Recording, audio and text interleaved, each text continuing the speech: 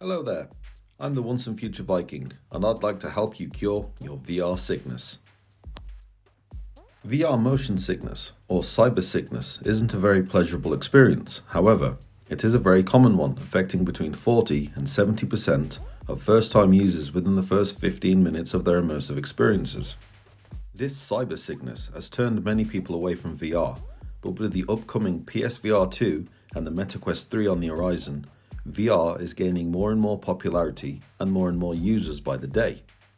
I predict that within the next 5 years, the next big popular multiplayer game will be in VR, and I have a personal mission to bring Fortnite into console VR. So it's never been a better time than right now to build up resilience to VR sickness. So, if this video helps you in any way, or if you also know someone else who suffers from VR sickness, please consider sharing this video. It may help others. So, without further ado, let's cure your VR sickness with 5 easy steps. Step 1. Eat ginger. According to some studies, if you eat ginger or take a ginger supplement an hour or two before putting on the VR headset, it can help kneecap nausea before it starts. It has been used as an anti-nausea treatment for centuries, so this one is well worth a shot. Oh, and please don't take it if you're allergic for obvious reasons. Step 2. Use a fan. Another potential VR motion sickness cure that might sound strange is to have a fan blowing in your direction while you play. It's not clear why a cool breeze on your skin makes you less likely to hurl, but many nausea-prone players have reported that it does indeed stop the discomfort before it starts, and at the very least it will help you stop sweating from inside the headset. Oh, and please don't do what I did when I punched my fan off the table when I thought I was smashing a zombie's head in on The Walking Dead. It's not cool anymore because my fan broke. Step 3. Take Dramamine. If you've ever felt seasick on a boat or gotten dizzy from reading in a car, there's a good chance that someone recommended that you take Dramamine. Dramamine is an antiemetic medicine that you can use to curb any symptoms you might get from motion sickness, which includes VR-induced sickness. Dramamine comes in a number of forms, from standard pills to chewable tablets, and under a number of different brand names. There's even one designed to provide 24-hour nausea protection, which would be a good fit for anyone who likes to marathon their way through games. Now, I'm not a doctor or a healthcare professional, so please consult the relative professionals before taking any medications. Step 4. Wear a wristband. If you're looking for a potential solution that doesn't involve taking medicine, C-bands might be the right choice.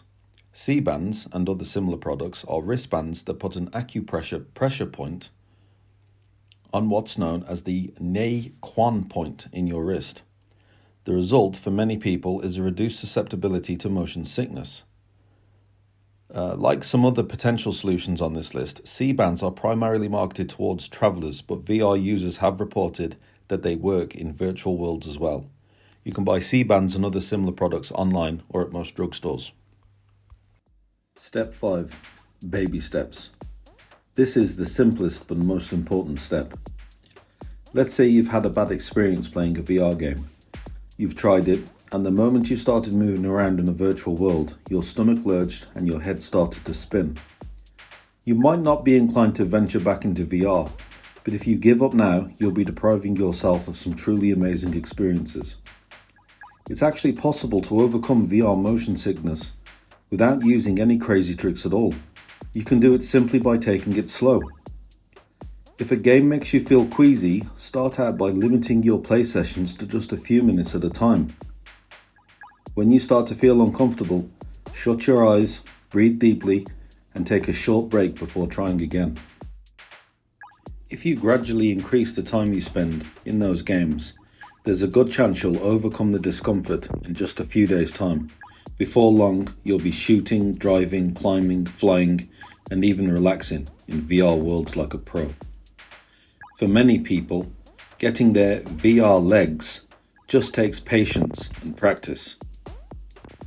So, there you have it, 5 things that you can do today to help prevent and stop cyber sickness.